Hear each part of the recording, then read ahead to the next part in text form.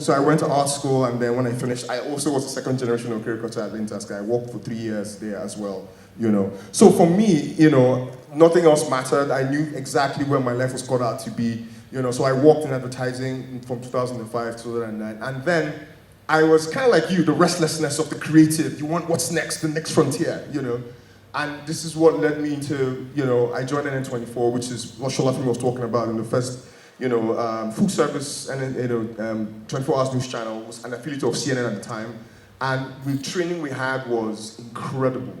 We were trained by ex-BBC staff, ex-CNN, Walter Rogers of CNN, Femi Oki of CNN. We were in one place for 4 months, and that's how I met Tosh. That's how I met Tosin, because later she became to become a marketing director. And we're doing amazing things, And for me, this is essentially the bedrock of what started to pique my curiosity about telling stories. And what was interesting was the format. There's something that was called, what we call visioneering. So it's 2 words, vision of vision and engineering. In the typical newsroom, you have a reporter, a cameraman, and an editor, right? So that's how, so a reporter stands in front of the camera. Oh, hi, I'm reporting from Bangladesh where something has happened as a cameraman.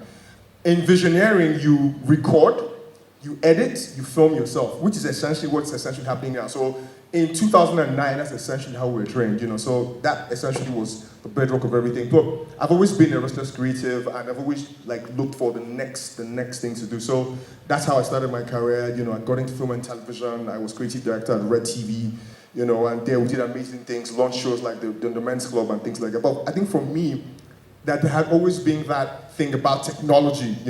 What is technology offering? What is the next frontier? And then for me, 3 years ago, when the whole thing around AI started becoming a thing, I started to ask myself one question. So first of all, I was like, this technology is interesting.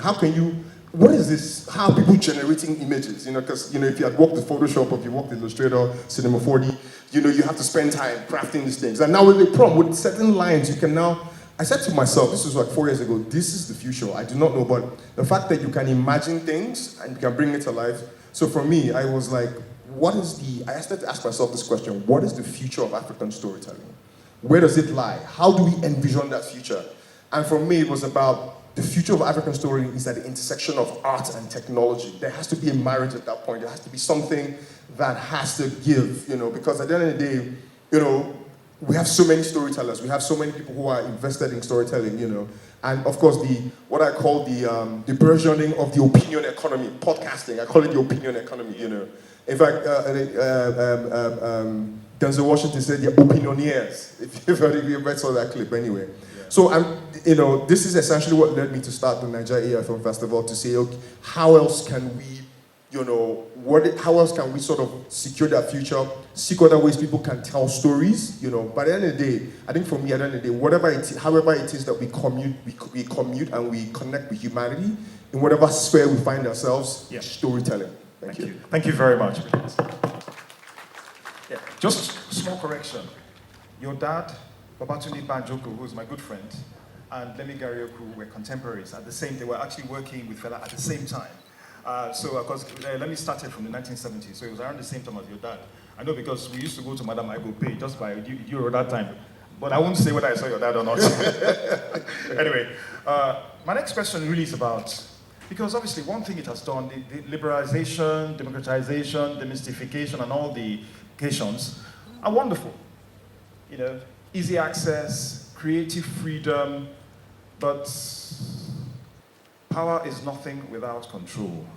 And I speak as a lawyer because after all we've cracked all these jokes and done all this, there still has to be a ring fence of control and a process of enforcement. I'm not asking you to say, I'm just going to...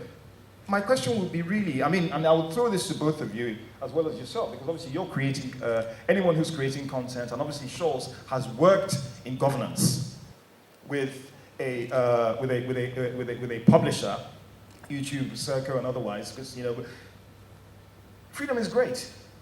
But then we have to admit, particularly with AI, because I've been using AI quite recently, and I was actually very excited about it. When you create something, you're excited. And then I made an AI image out of something from the Northcote Thomas collection from 1909. There's an anthropologist who traveled to Nigeria. And then the custodians of that made a very snide comment about, oh, it raises very interesting ethical questions about the use of this image. I was like, is it your father's image? Please. But the most important, he did raise a point. And I said to myself, well, look, that is why AI labeling on such works is absolutely imperative. And the thing is, I had done it to ad nauseum, so that's why I could look at him in the face and say, my guy, keep quiet. But then the reality is that it is an issue. And obviously the question of misuse, obviously defamation laws come in, the laws on defamation come in, and then, just the basic ethical environment. So I wanted to get your perspectives on this. We have a chance later to think about AI, for instance. Think about language. It's only Yoruba, Igbo, Hausa. What about the subcultures? What about the other languages? There are a lot of things that are not spoken. We can have a village with 200 different languages. So we need to first of all capture that data. Then talk about how to train these data sets within the continent so we actually are in control of it. Intentionality is very key. When it comes to plagiarism, AI is just meant to inspire. When it comes to writing, it's meant to actually inspire you or format your writing properly. You're not meant to take what is written and put it out there because it's very generic. It's very, very generic. It's like a template, So think about it. Put in your own story, put in your own experiences, your own everything, and let it rewrite it for you in different words, different formats. You can talk about a very serious story and tell AI to make it a poem. That's how powerful it is. You can just think of many ways of seeing something. That's how you could utilize AI for your good use. We were in Algeria recently, and the professor, converted a poem into quadratic equations. How crazy is that? While I was speaking, I went on ChatGPT and I told it to convert my name to a quadratic equation. I'm getting a tattoo of that, by the way. So there's a story behind it. What's this? So just think about how you could approach it. It's not prompts, results, no. It's inspiration, it's formatting, it's like putting 100,000 people to work for you while still being in control of it. Yeah. Just to quickly add, I want to say something. Now, if you are a lazy creative or somebody who is a lazy creator, AI is not going to make you hardworking or better. It's not going to do that. You have to do the work. I keep telling people, when the dust settles with what we call AI slump and all of this stuff that's happening, the people who are relevant are people who have mastered the art of storytelling, being able to take a tool and then being able to tell a story out of it, because a story must have a beginning, a middle, and an end. It must compel people. So what is happening is that what you are seeing is the mega infatuation and the mega fascination of millions of people with a tool. At some point, it's going to drop. And then the people who really matter most are the people who use that tool to tell proper stories, to actually make impact in the world. So I just wanted to add that, AI is not this magic wand that's suddenly going to make you a super creative. I just wanted to add that. Okay, thank you very much. Storytelling, absolutely profound stuff. Having a background in radio also tells me a lot about storytelling. For those who listen to radio in the early 2000s, even in the 90s, you know that even indigenously, the ability to tell stories on the radio, absolutely mind-boggling how much the power of storytelling can go. Can we get another question? Okay, I think we have someone here. Okay, I'm here, we can take 2 questions. Okay, so we'll take one more after this gentleman. Go ahead. How do you curb your discretion to filter what works well with you, and even if it doesn't necessarily work well with you, as long as it is going to resonate with your audience and it has to go in line with what you do?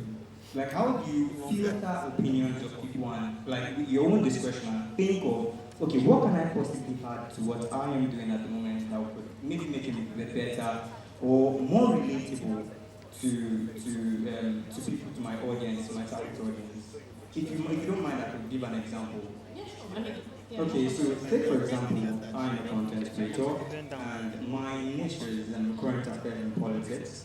So what I do is I understand that Gen Zs don't really like to listen to news. So what I do is I love news. So I pick up the news, pick up any story that I know that they might enjoy. So I just do a 2 minutes, 30 seconds breakdown of one particular topic and then I post online. So for example, for such kind of like content, how do I kind of blend it more that I know that it's not going to be something that Gen Zs would ignore, but buy into more. Okay, I think I get what you're saying. And I thought to myself, because one thing that I would say to every creative out there is always evolve. Like, do not accept, okay, for the fact that this thing is working, oh, I'm fine, I'm comfortable, right? Yes, there's a place of consistency, but there's also a place of evolving as well. And that's what I did with my content. I could easily play it safe and just stick to unboxing videos and talking about phones, right? But I went a step further and I realized that, okay, in the next coming years, AI is a big deal. I think I should jump on this now. Nobody was doing it then. So I started adding AI into my content. Now, this is what I will tell you from my own point of view. Consume as much as you can. Consume as many content as you can, because that would fuel your inspiration. And that's what it did for me. I have a fake account. I have like 4 fake accounts. And this is what I did with them. I trained the algorithm specifically to feed me content based on what I feel would make my own content really nice. So I was saving content, liking content based on AI. I have an account for that specifically. So if I want to feel inspired, I go to that account, I scroll, and before I know it, I already have an idea that I feel like, oh wow, if I do this idea, it resonates with what I already stand for as a tech influencer, right? Now, in your case, as someone that wants to break down news that is specific to Gen Zs, I can already tell you a number of influencers that I've seen their videos that are really dope in the abroad space, for lack of a better word, right? The idea is to just ensure that you cover all bases and not feel comfortable. I think that's the word. Never, I don't think, even now, I don't see myself as one big influencer. My mind is like, okay, I need to move to the next thing. Right? Don't feel comfortable in whatever space you are in. Always learn to evolve with time. I think that's the word, evolve, and try to do as much research as possible. I don't know if I answered your question, but I think that would help in a lot of ways. Yeah. Can I really add to that? Real quick. So this is the challenge with content creators, right? You are trying to create something and a myriad of other people are doing the same thing. Now, the superpower you have is one word. It's a hard thing to do. Everybody talks about it, but nobody really does it. It's called consistency. Let me tell you something. You can only look back at what you've done if you've been able to do it for 1 year and 2 years before you even start to talk about the results, because you are focused on the goal. When I was in Port and I was talking to a bunch of people, if in a class where everybody's talking and there's one guy who doesn't talk, the day that guy talks, everybody will shut up, because he's consistent with keeping quiet. That is the point. Even if you're not doing anything that's great, as long as you're doing it. So imagine somebody who doesn't see anything for like, I don't know, but in terms doesn't do what everybody does for like 5 years. People are going to become curious. Not because that guy is doing anything exceptional. Consistency. It's so easy to talk about, so hard to do. That is your silver bullet. I really do believe you're going to create something magical for, the future of Nigeria, women and youth. And of course, my sister sat right next to her, who I absolutely adore. I think I cannot overstate how amazing you have been and how generous you have been for journalism. And also, I see your future in a place where you're also going to make policy. So again, good afternoon, everyone. I've purged myself on that protocol, so do forgive me if I've not mentioned anyone. It is a pleasure and a real privilege to speak to you today under the banner of amplifying African voices. This theme hits the heart of what we in the Ministry of Art, Culture, Tourism and the Creative Economy believe, that our stories, our voices, our ideals, our traditions are really who we are at the core of what will really push us as a people, as one of Nigeria's richest exports. You know, when they talk about Nigeria, they talk about our oil, they talk about our culture, they talk about our stories. For too long, our stories have been written for us. It is time for us to take really the bull by the horn. And podcasting is among the most powerful mediums of tool for cultural diplomacy, for youth engagement, and the economic diversification that the President is so committed to. please allow me to quote Sarah Cohen, a popular American journalist and podcaster, who states that podcasting is the medium that allows anyone to share their voices and their message to the world, and it is changing the way we consume and we create content. Indeed, there is no doubt that currently we are witnessing a moment where podcasting, long overlooked, is becoming a veritable medium that transcends borders. And it really does. And you know, when you look at Nigeria, like I said, at the moment, the one thing that the world is interested in Nigeria is really our content, is our culture, is our creativity. And the greatest way that we can export that content through our storytelling by ourselves is really through podcasting. Our young people are not just listeners, they are creators, they are hosts, they are writers, they are sound engineers, researchers, and digital entrepreneurs. Everything that speaks to that value chain from the bottom to the up. I think podcasting covers everything. Mr. President is really committed to looking at how we can fortify the future of the young people. And the only way that we can do that is by absorbing as many young people into the job market as possible. We talk about the numbers of Nigeria, and when we talk about it, we're very bravadoso about it. We talk about Nigeria having big numbers, but those numbers really count for anything. They don't count for anything if we're not able to harness it properly. When young people feel as if they're not taken care of and the government is not looking at them, especially through the job market, that's where you see some of these vices of insecurity and what have you. And the easiest way and the most practical way of absorbing young people into the job market is in the creative industry, is in the cultural industry, is in the tourism industry, because this is the one medium that exists every crook and corner of Nigeria. Once young people are absorbed into the job market, they have something to do, and they don't have time to mess up their future because, you know, they take ownership, for example, of their tourism destinations. And if you have tourism destinations such as your Obudu, such as your Yankari, such as your just so many places, your Olumo Rocks and your Ikogosis, right? What you do is you employ people within that environment into the job market. You employ them to that specific destination. And once you do that, they take ownership. And when they take ownership of it, they're able to protect it. So everything really is about job creation. And I think podcasting is one way that we can tell our stories ourselves. Everything about Nigeria has to be about soft power. Soft power is very important because soft power is going to be the one that is going to attract investment into Nigeria. When they keep on talking about Nigeria in a negative term from a global community, you know, it does not attract investment. It does not allow us the ability to use our diversity as a tool for unity and a tool for communication. But when we have the ability to tell our stories ourselves and do it in a way that is able to transcend those borders and that time, you know, we make people understand who we are. And if there's one thing that we have in Nigeria, our stories.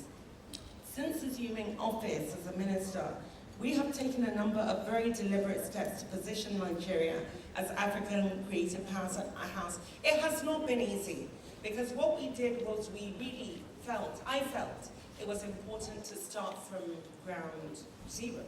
And it was important because in the past, creative industry has never been given a ministry before. So all governments that come have not had the ability or the support to have an arithmetic-specific look at the sector. Of next year, they will start dispersing. So funding is going to go directly, injected into the industry, and it's going to be a special purpose vehicle. So it's all the red tape that comes with government we have removed by having this special purpose vehicle that will deliver funding directly into the industry. Judy, you're our first recipient to our Hall of Fame. Thank you. You want to say something? I'm just thank you. First and foremost, I just want to talk about, I gave you an award. I want to talk about how special special this event is. Do you feel like it's special, guys? It's just, I'm excited that this event exists in the world. And I was telling her that when I was invited, I thought it was a small event, and I just thought, okay, I want to come whether it is. And I came here and I thought, to see the people in this community, Morayo, Chinedu, Frankedo, you are doing something that's deeply special and deeply important. And I'm grateful to be alive to experience it. 2025. She's coming back on stage. And she will be doing the job of host as she speaks to another very important personality that I personally very much admire, and it's been a figure of hope to a lot of kids in the slums, right? So it's so magnificent to have him join Madame Tosi on the stage, I beg your pardon, I'm so used to radio, in having conversations here on Podfest Naija 2025. So right now, it's all about the Uncovered series powered by Crown Flour Meal. And I'd like to invite on stage the convener, Podfest Naija 2025. Please give it up for Mrs. Tosi Adefeko, CEO ET3, the Movement Studio, the Movement Agency, owners of the Movement Studio, and proud curator of Podfest Naija 2025. Thank you. And she will be joined in conversation with the founder of Chess in Slums Africa. I can't play chess, so I love anytime I see this guy's content. Please make welcome to Tunde Onokayo. And they will be having a conversation on purpose, grit, and changing lives through chess. The reason this conversation was so important to me is when we started the Movement Studio, we decided that regardless of what was happening all around us, all we wanted to do was to tell better stories. And that meant it didn't matter if our studio content wasn't allowing us to grow as fast as other channels, because this, our Naija internet, I noticed that when you talk about Cyberborg and this and that, everybody, the internet is on fire. But when you come and talk about stories of impact, of purpose, stories that show how our lives can be shaped in a better way, it's always difficult to sell those conversations.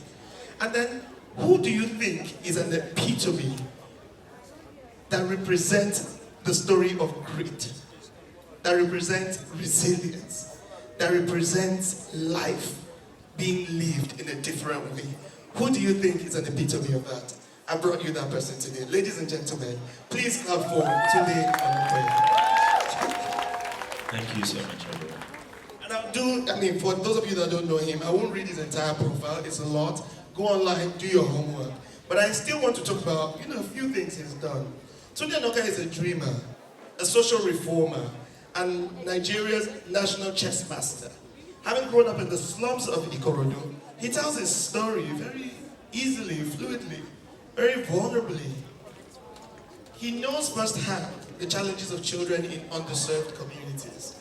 He founded the Chess in Slums Africa in 2018, and he uses that non-profit as a gateway to education, technology, and mentorship for children in some of Africa's neglected areas. Tunde's mantra, it's possible to do great things from a small place, guides every aspect of his work. And you all know when he became the Guinness World Record holder for the longest chess marathon, playing for 64 consecutive hours. Wow. Tunde, it's a pleasure to have you here today. It's an absolute honor to be here as well. Thank you so much for having me. When I saw you in Dubai during Mrs. Abushika's TIWC, I was like, yeah, I've read about this guy, seen him here and there, but listening to you was different. And I have to use the opportunity to thank my mama, Mrs. Abushika, for delivering Tunde Onokayo to me. Because there's a sense in which when you start something, it's not easy. People's schedules are, frightening, so I could understand. But I'm happy that she was able to intervene on this. Like I said before, the crux of our conversation is on purpose and grit and changing lives. So I'm going to ask you about different aspects of life to support, this conversation. The first thing I want to ask is, what life ingredient would you say one needs for a vision such as yours? Especially as some looked at you in wonder when you started. When you started to say you could use chess to change lives. I watched some of your TED Talks. What actually inspired you to carry on regardless of the doubt that everyone thought about?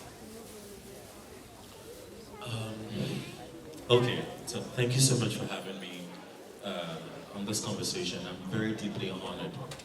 I made a decision because when you called me, I said that I'm not going to do any interviews or podcasts anymore. I think I had done like a blitz run of a couple, and one of them was a very lovely Adara. So I thought, I don't have anything meaningful to say for now. Let me go and leave out new experiences so I can come back and share like the details of that. But I'm so glad to be here, and I hope that the details of the conversation we have, that the audience finds it useful and you're able to apply it in your journey. So again, I'll put my Aspire to Perspire in my pocket today and try to be as vulnerable and also as real as I can be. One ingredient that I would say, because if you make the very hard decision to do something no one else has ever done before, and to do it in a way that doesn't guarantee you any success, the one thing that you must hold on to is faith. You need to have a lot of faith. And I think that is the essence of my life journey, my story. You need the faith to believe what you cannot see, right? And this is not just for anyone that is doing anything, but if you know that you've been called to a life that is so much greater than yourself, then you need to have a lot of faith in your journey. And that faith is very deeply connected to my own story. I grew up in Ikorodu, in a place called Isalodo. And it's basically a slum community. My parents were not educated, so it was really hard to a degree to even go to school. I had to drop out of school for a number of years. And, growing up in a situation like that, poverty robs you completely of identity, right? You're born into an environment, a situation where you become a victim of that, and which is why a lot of people will struggle so much because they don't get the required education, the required exposure, and they continue to just struggle in that situation. Then you have their own kids, and the cycle is just viciously repeating itself. That is how poverty happens. And that was me as well until I found chess. So I found chess in a very unlikely place. It was in a barber shop. I would always go there, and I was curious about this game that I always saw. I would ask so many questions, and one day the barber just showed me how to play it. And I went home and I made my own chessboard with cardboard and clay. And I taught my brother how to play. So anything I see the barber do, I'll use it to beat my brother. So that was how I found chess, and I was able to get back to school on a scholarship. I studied computer science on a scholarship because I was good at chess. So chess gave me a way to find my place in the world, to know that I could be excellent at something, then define myself through that lens. So it became my identity. So 7 years ago, I had to make a decision. I had an opportunity to jump to the UK. I got a job. I'll stay back and use my talent of chess to teach children, like me, that also grew up in the same situation. It was a very hard decision to make, and that was when, I had to have a lot of faith. And it takes a lot of courage to have faith in your own ideas. When the world says, this doesn't make any sense, there's no road that leads from here to recognition or prestige or success. But that's the thing about being young. It's there's a trap where they tell us that you have to do things that society recognizes as prestigious. Oh, you have to be a tech person, you have to be a lawyer, you have to be all of this, predefined success routes. But the beautiful thing about taking the road less traveled is, and holding, again, the courage to believe what you don't see yet, is that when you do it well enough and long enough, it will become prestigious. And in doing that, you get to blaze a new trail for other people. So if there's any ingredient that I would say is such a strong determinant, it is faith. You need to have a lot of faith. And that faith, you know, it has to be unwavering. Even when everyone else says no, even when everyone else is unsure. And when you remain sure of who you are and what God has designed you to do, then you can bull your way through any kind of difficulty. So faith has really carried me through. So are you talking about faith from a religious perspective? Well, if you're religious, yes. Yeah, and that's why I asked that, because not everyone, talks about religion. So that's why I want us to clarify that it's yours from a religious perspective. Yeah, because I'm religious, so it's both. But if you're not religious as well, it's also like a completely delusional belief in yourself. Okay, I love that, delusional belief. Let me stay on this point of your background just a little bit, because it's amazing when you describe the level of poverty.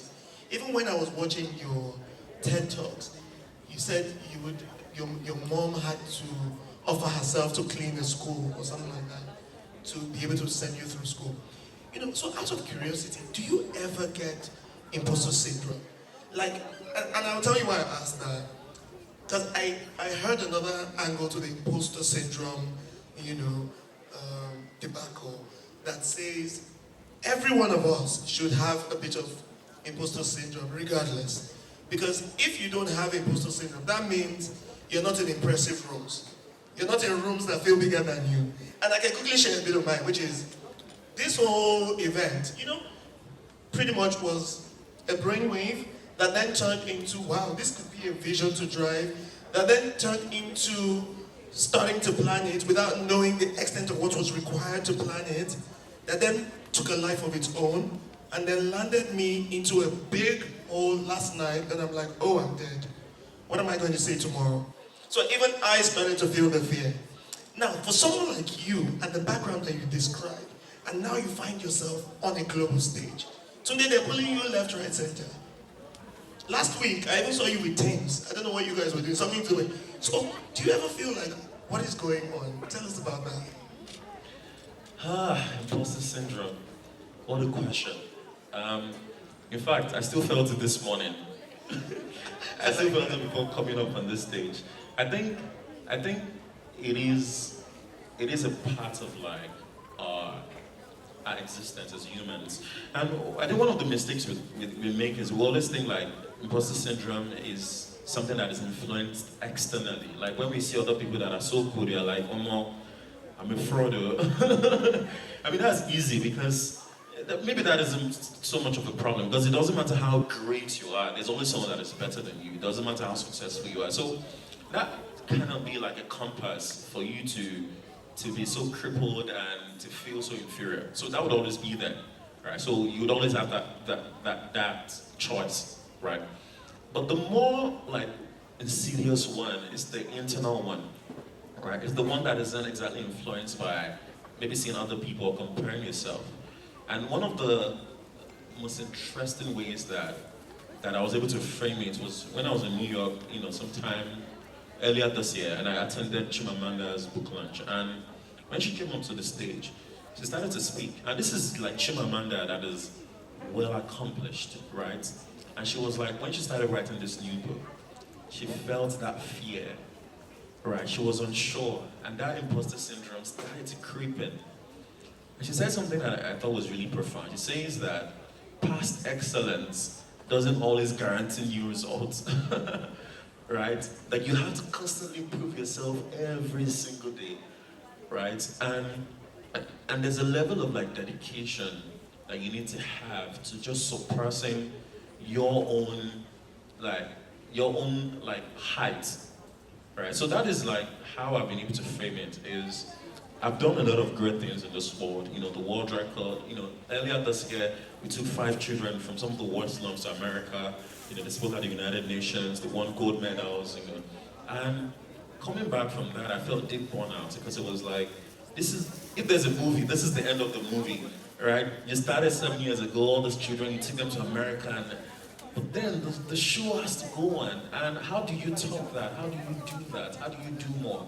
when the world has this great expectation of you to always be the guy that shows up as this great guy doing this thing, right? But then you cannot let that sort of like conscript you to thinking that you're not enough, right? Because there's no end to it, right? Every single thing you do, the small things that you do, continues to compound, and that is the only way to frame it, is that what you have in your hands, right? And this, I'm going to reference my faith for a bit here, and I think God has an interesting way of giving you the little things, and He wants you to be diligent with them, right? And He gives you those little things over time, and when you show diligence with the little things, then He's able to trust you with the big things, right? Before the world knew the world record guy, I've been diligent with the little things for so many years.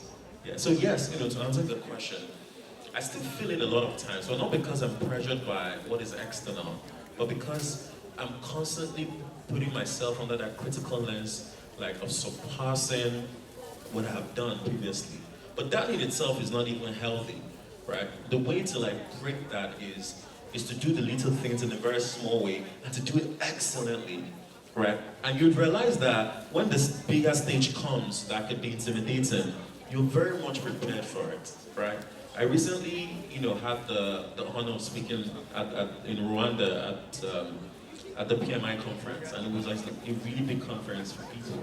Just 3 years ago, I'd never spoken in front of anyone, never done any public speaking. I was always the shy boy that wanted to stay at the back of the class. But do you know what prepared me for stages like this? Because back in the center where we teach the children, telling them, don't make noise, this is a fun. Teaching them for those years prepared me to be able to stand, to speak at the United Nations.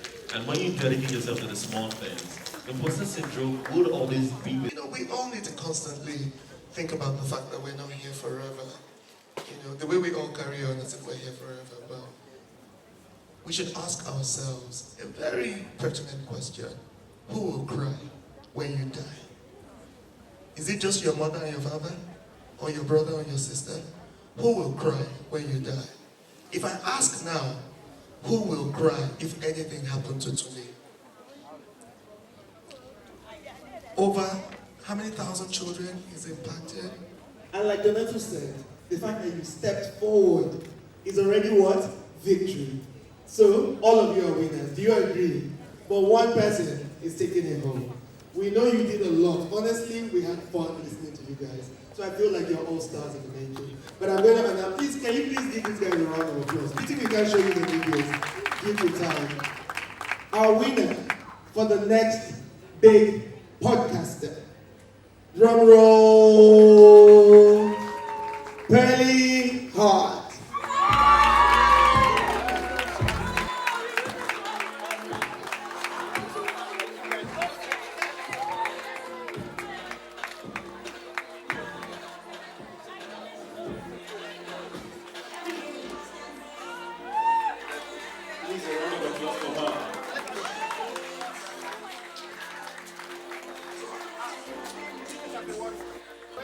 Okay. Edgar, I consider you a very good friend. And I wouldn't say more than that. But let me tell you something, and tell all of us something. Alexander Shutnitsky, the great Russian writer, said, a great writer is like a new government. No government loves a great writer. So, if with what I do in the media, government feels frenetic, it shows I'm doing a good job. And you see, I know the problem with a lot of Nigerians. We come from a place of fear and cowardice. Our lives have been conditioned over the military era. We are told not to talk. We are told not to speak. When you sit down with folks that were there during 93, 94, June 12 days, it'll be easy to tell you how the military dealt with a lot of them. But you see, what we also forget, that in those days we also had journalists that stood tall, the likes of Bayo and Onuga, and some other great journalists that stood tall that had their own. And every generation will present new challenges. So for the fact that I like to push the envelope by asking the key questions that people are so scared to ask, I know a lot of people will not understand it. And you're not supposed to understand it.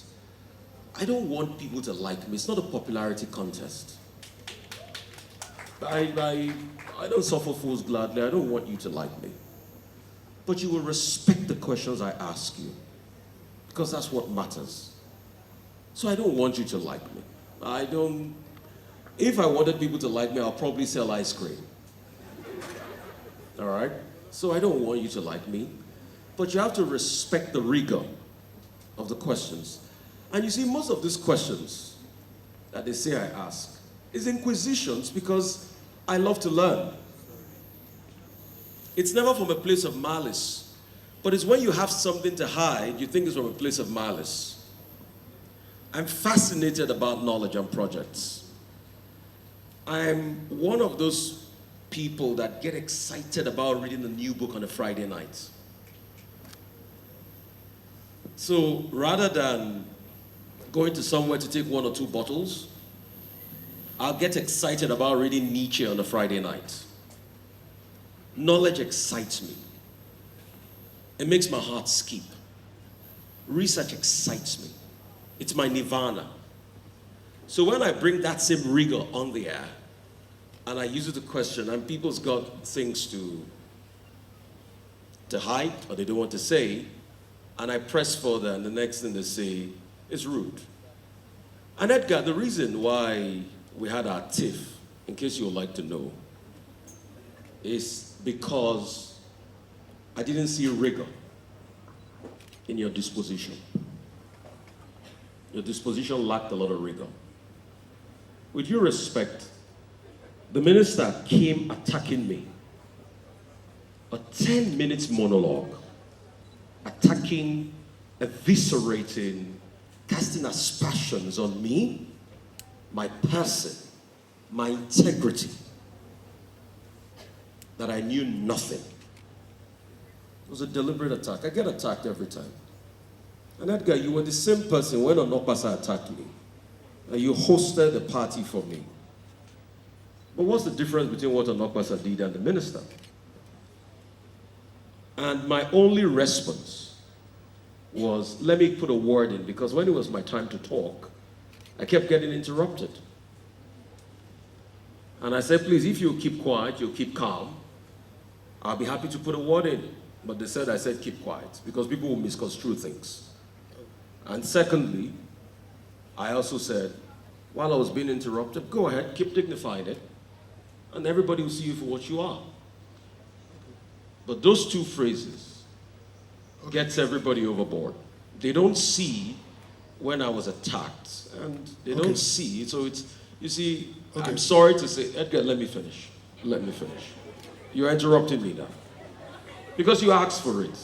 Because I told you I don't want to talk about the TIFF, and you decided to bring it here. After I told you as a friend I don't want to talk about it. So let me finish, please. So, if that's the case, I'm just here to do a revolutionary brand of work. That's all I want to do. I want to do good journalism. And that's what I strive to do. I'm not saying I'm perfect. But I'm saying, please, let us all introspect.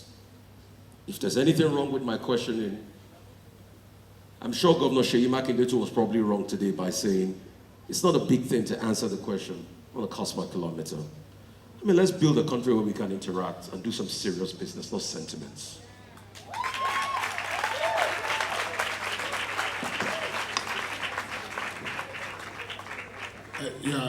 Okay. You don't talk finish. Okay, so let me tell you why I Sorry that I have to get into this. Are we here to sort out your tip? No, hold on. No, you have to be clear. Hold on Guys, now. listen. No. You have to be clear. If you're here to sort the tip off, we can just step out and go. Wait, hold you understand? on. Please. I'm the moderator. I understand that, but I'm a guest, so I need to know what you're doing. If you understand that I'm the moderator, then you allow me moderate. I've not said anything. You don't even know what I want to say. You don't even know what I want to say something else entirely. It's not about what Rufai said or what Rufai didn't say. Let me talk. What I'm trying to say is that I tried to trigger this conversation, do you get, with that position, because it sits very clearly, do you get me now, with the theme of this parley, which is bridging the mic gap. So my next question was coming to you, do you get, to ask you, do you get, in your days, do you get, how would you have handled a public officer who wasn't ready to be as cooperative as you would have expected as a media person? The Duke, I apologize for stepping in. And the reason I did that was I know how it can go, how an interview can go from nice to nasty to horrible. One has to determine what is the aim of this conversation today. You spoke about bridging the gap. Your question to Rufai was, who are you? But Rufai's answer clearly was answering something that both of you should talk about outside of here. Rufai went the long route, and that's because there's a tension between both of you, and I understand that. But we are here to talk about bridging the gap. Now, that's his style. Rufai is combative, appears to be combative, simply because he wants to get to the bottom of the question, of the whatever is before them. And I understand that. He says he's not speaking to the gallery. One thing about handling the microphone is it doesn't matter what you say. Out there, people are watching you and they will come to conclusions of whatever it is that you're doing. And we know that. And with the new era where there's a serious democratization of media, because media is now more accessible in people's palms, there's a good and the bad about it. Now, the good thing is, whatever it is that you put, before you know it, it's all over the world and it's everywhere. And people will draw meanings that may not be what you meant. But people will always come to conclusions. There are different styles. There's a responsibility. Okay, thank you so much. Thank you for the clarification. So, but, you know, my question to you was that in your days, I mean your heydays, I mean the NTA time and all of that, do you get, how do you see your profession today vis-a-vis those days? I like the freedom that comes with knowing that you don't have to wait for a media organization before you can blow, right? Now we watch Rufai and his team on a rise. We watch our dear, beautiful doctor on TVC because he exists. But he doesn't have to be where he is, but they need that as a projection, right? Whether I would like it or not, old media still seems to be, because they have the money to own a media platform, they have the money to advertise, they have the money to push it through. However, you rant today, you don't belong to any media, you have your following, right? So in our time, we didn't have the luxury of being able to speak our mind and not HMV. HMV is his master's voice. But even while there, you could still be a reporter that people would trust, because you're going out to ensure, as you go out, whoever holds the microphone, whoever holds the pen, is the bridge between the person who's listening to you, who is watching you, or who is reading you, and the person that you're bringing to them. And there's a huge responsibility in that. In the past, the responsibility was jaundiced by whoever owned the media. Today, it's jaundiced by people's personal perception and belief that, oh, I am big, I am in, I want to hit. The more likes you have, the better. And so they will do all kinds of things to get it done. So in my time, to answer your question, it was different. Okay, as a media owner, what's your take on all of this? As a media owner, how do you balance professionalism you get and the seeming freedom you get that she's spoken about today? How do you balance it? Thank you.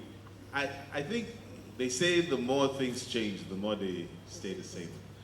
Ultimately, times change, But the thing with professions is they may have new ways of manifestation or new ways that they manifest.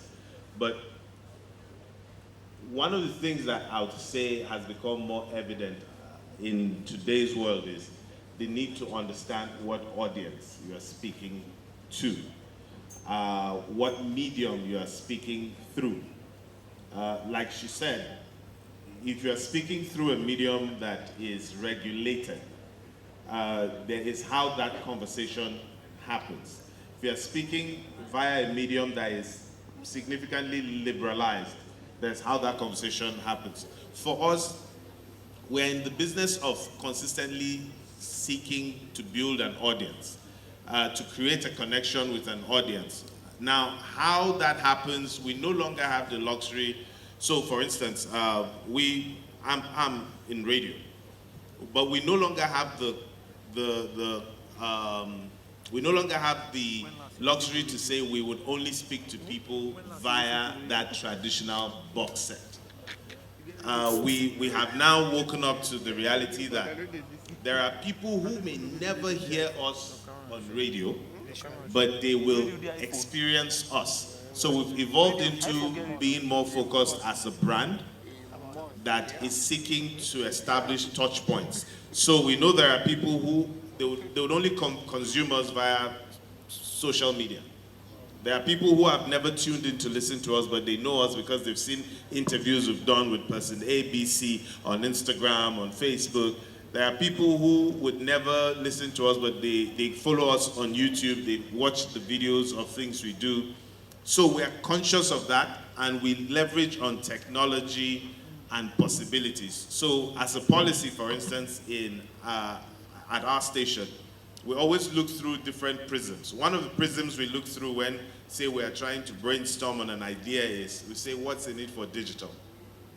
It's still radio, that's our mothership, but we know that there will be that young star in Unilag who may not tune into radio, but he deserves to experience what we're experiencing, so we're alive to that.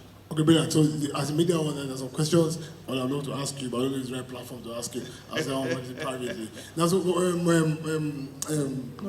Okay, so you seem to straddle both. Sorry, Dr. Murayo. No, you don't have to. Murayo is good. God, I'm afraid to call Murayo this Dr. Tino because good. Everybody has doctor now. So I know some people. But you seem to straddle both sides. Do you get it? So you have a huge social media followership. In fact, when you were coming up, everybody will clap for you, and I don't know why they clap for you, And then you, up until very recently, you were working for a platform that was owned by an interested party. Do you get it? In our national conversation. Do you get me now? So how did you feel working there? Before I even get into that, let me try to address the initial question you asked everybody. You see, I see it two ways. We have a nation to build. Look around you. We have a nation to build. And if we look at it on two sides, the first side, many years ago, I think it was Rufai that referred to how things were in the 93s, when we had during the military junta up until we moved into democracy. Many people have spoken. Many of them, Bear Koransom Kuti, Ganifa Emi, many of them, even my father, Kabasho, they are all 6 feet under today. Even Fela and Nicola Bokutu, whose shirt I'm wearing today. There's nothing wrong in expressing yourself. But there's always a how-to, which is what Auntie Adeswa said earlier. I am not against what Rufai said, because I think the truth is, many of our leaders often come unprepared, and they're so used to meeting mediocre questioning. So they're used to just journalists glossing over certain things. So today, the feedback to leaders is that nobody's going to be asking you mediocre questions anymore. People want to have details of what you're doing. So they should have that feedback. But on the other end, because as a media person, I have a social responsibility to Nigerians, and I have a nation to build. And I also understand there are three kinds of people: the masses, the middle class who are somewhat exposed, and those who are the hitting the pipers, the godfathers. Many of us in the middle class, or when I say middle class, I mean exposed. the masses follow what we do. So we must be careful. We don't want a banana republic. We also want to model civility.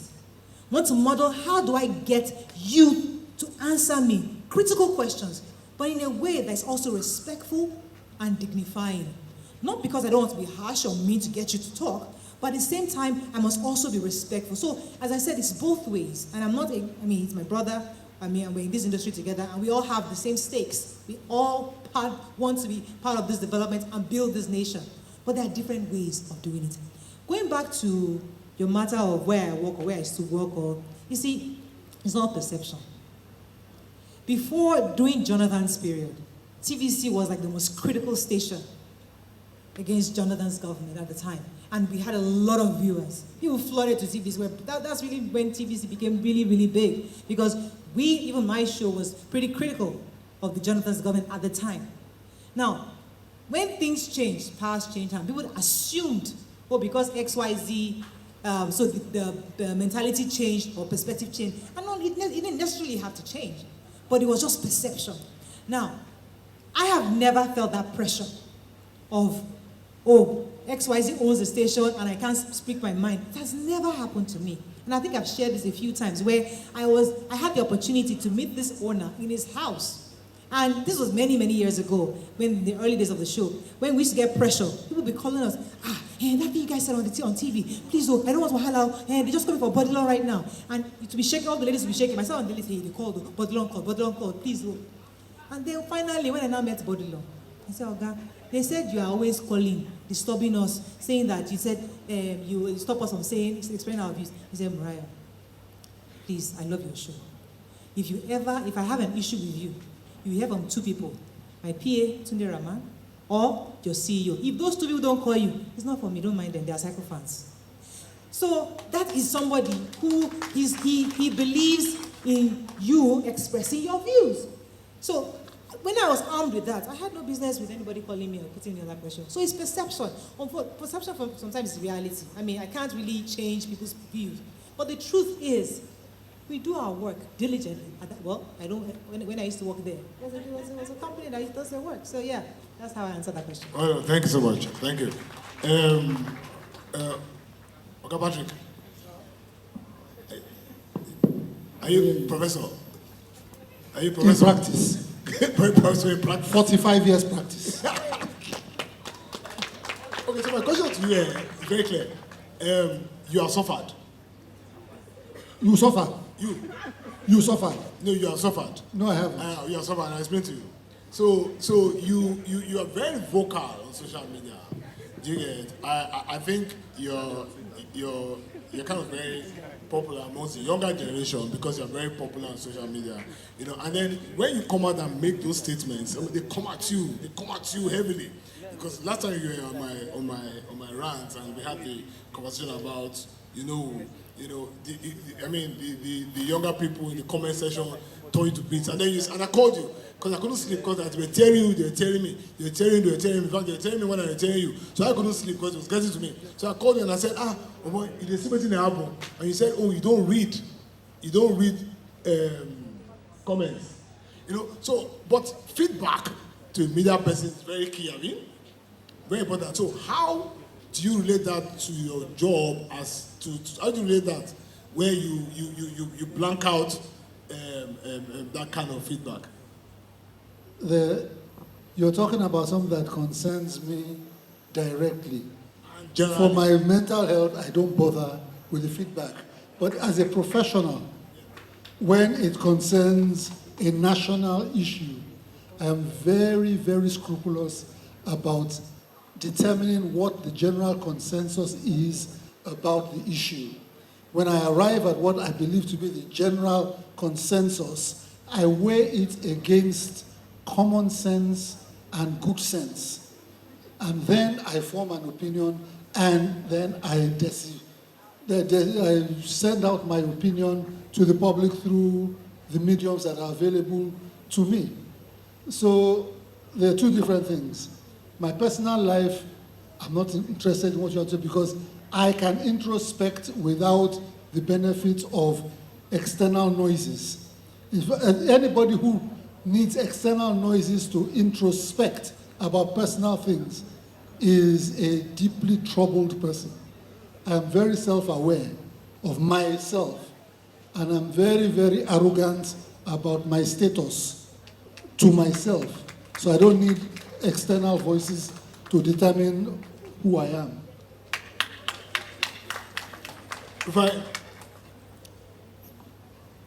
How do you handle feedback? Oh, I take feedbacks because after every show I do, I have a team. And then we scrutinize feedbacks and we look at them.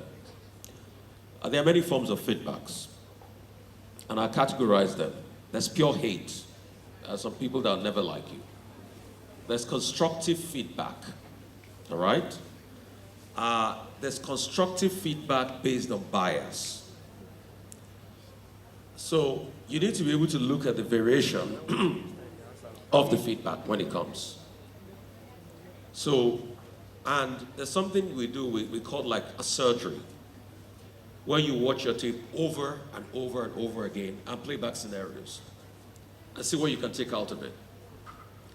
Over 70% of the feedback you will get are probably from the place of hate, bias, leaning, and slants. Because most of the time, you think people even heard what you said before they criticize you. They didn't hear what you say. So it's when you engage them in the debate, you will hear that they didn't even know what you said. Most of the time, they'll say, somebody told me that you said, and based on that, they're already calling and criticizing. But definitely in every society, I have people I look up to. I have people I talk to in this business. And I have people that I say, you know what? Give me genuine feedback. Open me up, eviscerate me. But the last layer is the fact that a lot of people do not know I am my own self's worst critic. And that's how I get better. And you see, when I say I don't believe in adulation, a lot of people think, oh, he doesn't want to take praises. No. Because for every argument I make, I am thinking of 10 different arguments that will counter the logic of my first argument before I put it forward. And that's the way I research. So when I'm talking about one talking point, I'm thinking about 10 different arguments that can counter that talking point. So I can easily preempt an argument that will be made against the position I make. Then I will also think through how I'm going to counter the argument I have made to counter my arguments. So all of this, you're also doing it in a very short time span. Because what we also forget, and one point I wanted to make is, television, traditional media is different from podcasts. Podcasts, you can talk 2 hours. But take for instance, I do a 3-hour show. I remember when we started the morning show, it was 2 hours. When we expanded it to 3 hours, as of today, 3 hours is not even enough. But we have sworn, please don't increase it more than 3 hours. Because we are doing the longest duration. So you are constricted for time. You have other hosts that are speaking. So it's about to select the best argument forward and also put in a bit of the argument that counters your initial premise. And that's how you straddle through. And like I said before, people say things. But the most important thing is, and the most important question I ask myself every day is, when I'm criticizing and judging myself, I say, Rufai, is this the best work possible I could have done? And every night, I tell myself, no, you could have done a lot better. And that's why I'm still in media. The day I tell myself this is the best job possible I could have done, I will have lost the pep, the zest, and inspiration, and I think it's time to go home. But, like I tell people, I will never arrive. I will never get to a point where I think this is my best work possible. Because like Walter Cronkite says, an old anchor man never dies. It keeps coming back for more. So I am thankful for my mistakes, because it is my mistake that serves as a panacea and a pedestal for me to go on the air on the next day. So let me submit to all of you. I will make more mistakes, and I will get more things right. You put it to us. anyhow you call it, I will make more mistakes. Because my mistakes gives me the latitude to go correct it the next day on the air, and I keep going at it. And all of us will make more mistakes. So we must have a society that is not oblivious of the fact that failure is a pathway to success.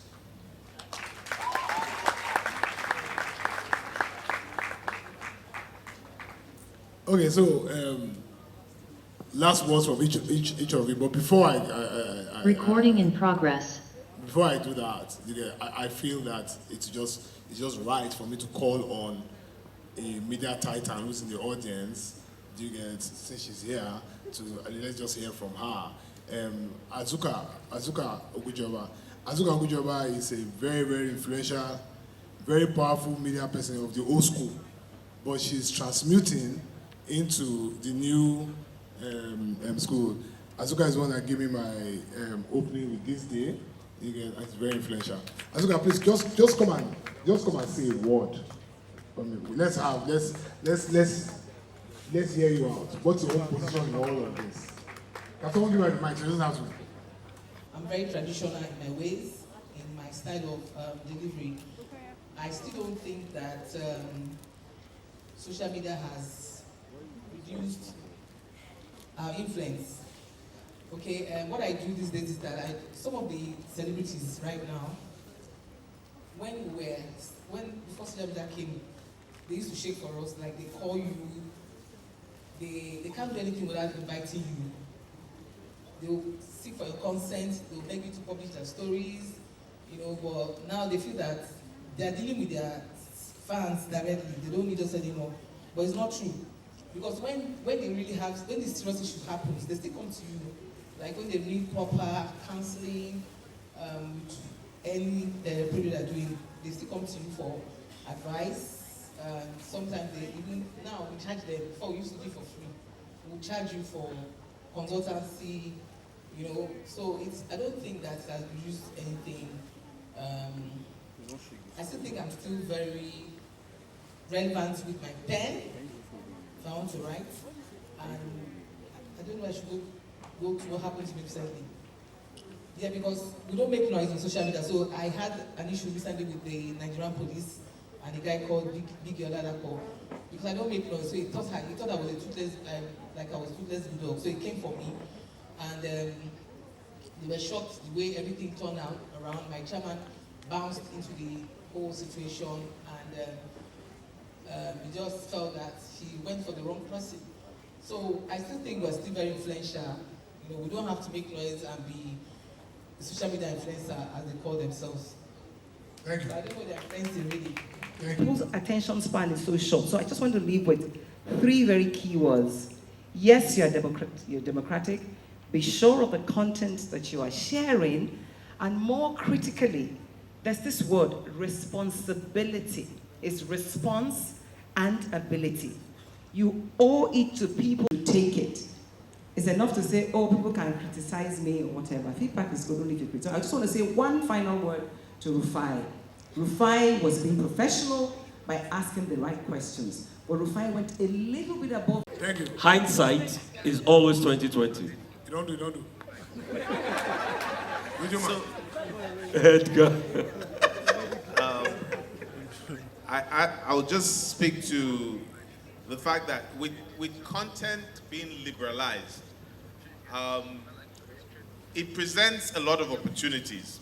But like we see in the world today, where absolute freedom in itself can be quite a very tricky thing. Like we've seen countries, for instance, where they took down the government of the day and it was very free.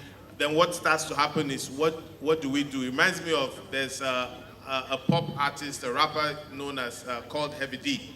Did a song in the 90s titled "Now That We've Found Love." Like the question was, now that we've found love, what are we going to do with it? Now that we've got a liberalized space that information flow is very supercharged, what are we doing with it? I'm of the school of thought that there always has to be rhyme and reason. There always has to be why we are telling stories. This is about storytelling. Storytelling is the way that we preserve our heritage. Storytelling is the way that generations that will come long after we are gone will remember us. Back in the day, they used to go into caves and draw things to keep for the next generation to see. Now we are doing podcasts. Now we are doing shows on television. We're doing all of that. We must remember that these things, they may seem like fun, but we must remember to curate them. I tell people we are enjoying the liberal space of things like YouTube, Spotify. These are all non-native platforms. It's important that we invest and create the things that are ours. I'm not saying they're bad, but the truth is nobody's going to love you more than you. And when the chips are down, we saw how Netflix just switched turned off one switch and they were gone. So it's important that we are architects of telling our story. I'll leave you with something that an author, Valerie Geller, would say. She says about storytelling, always tell stories, make them matter, and always tell the truth. It's important to tell the truth. For us in what is called traditional broadcasting, we are conscious of that. There are opportunities for podcasters to always take on and collaborate. We publish a monthly newsletter, a radio adjustment, and this month my editorial was collaborate to elevate. Because ultimately, I don't see podcasters, for instance, coming to television and radio and saying, I've got this podcast, promote it for me. You cannot promote only with the audience that you are using. When this event was being organized, you could see how Movement Studios leveraged on, they did a master class. They went to influencers, did outdoor, did television, did print, and it is all of that coalescing into what we have today with the audience we've seen. So we must remember to always collaborate. Thank you. You never give a radio guy a microphone. Doctor. The name is Morayo, please. Sorry? The name is Morayo. Oh, Morayo. The last words. Last words. I think I've said what I really wanted to say as regards that, but I would like to take us back to the issue of storytelling, because the truth is, storytelling is crucial, but we can't do that without those of our forefathers and our fathers, because I'd like to link it to the initial sessions we had earlier in the day, because we have Mr. Doyle here and also Auntie Adeswa. The truth is that we need each other. We can't tell stories that are too modern, that don't have a foundation for where we're going to. We need to know where we're coming from, because what is unique to us is that there's a foundation. So that's why I'm always very deliberate in making sure we have that bridge between the old school and the new school. We must learn from each other, because it's their own experiences that we can transform and then make ours and make it unique and authentic. So as we tell our stories, let's not burn the bridges with those behind us. Let's not even burn the bridges with our leaders, because the truth is that whether we like it or not, we need them to leave so we can take over. Well, before they can take over, we need to ensure that they clear the path for us. How do you clear the path? It's by aligning and seeing what they're doing and where they are. If you don't do that, they're not going to show you the way or the ladder in which they got to where they are. So as much as we want new leaders, we want a fresh breed of leaders in our storytelling, let's ensure we bridge the gap such that there's a channel between them and us. So that when we say our own stories, we tell our own unique stories, it's authentically ours, but it has a foundation from where it's coming from. Thank you. Thank you. So, and you still have the agencies we used to have before, and you're fighting for the funds. But it doesn't mean that those people don't have listenerships. Terrestrial is still very strong. There's still a lot of people that, without local area, that's what they watch in the hinterland, and they have a lot of numbers.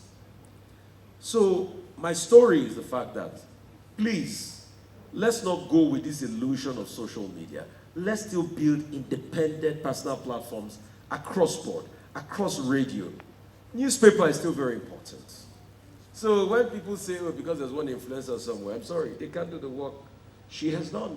Okay. They don't have the level of authority in this country she has done. In fact, the reason why you face what you face was because you were an established journalist before you started using just our online platform. And they know these things. So, in as much as we are in a podcast conference, we like to talk about liberalism of media, it's an illusion. Let's still strive to create those platforms. And secondly, let's still try to ask the tough and difficult questions. You see, concerning the criticism Rufai face, the problem is culture. Nigerians are not used to seeing people being held accountable on TV. It's still a big problem. Many years down the line, there'll be a culture shift. You will call me and remind me that I told you that. Yes. Thank you. So, Don. Yes. 2 seconds, please. Madam has to go. Okay. Hungry is catching. There's a phrase that we've used liberally here: storytelling. Storytelling wants to presuppose that what you're going to be saying will be the truth. But what we have found out is that a lot of our podcasters are not so much storytellers as they are tale-bearers. And the distinction has to be made. A journalist, a broadcaster, a trained person in the traditional sense of the word, is a storyteller. He manages the narrative and he delivers it with an intention. And usually the intention has to be well-intentioned. He has to be well-intentioned in the managing of the narrative and telling the story. Some stories are disjointed. So the whole idea of having a trained journalist or broadcaster is so that this disjointed story is presented logically and chronologically. That is what the training comes in. But your average podcaster is a tale bearer.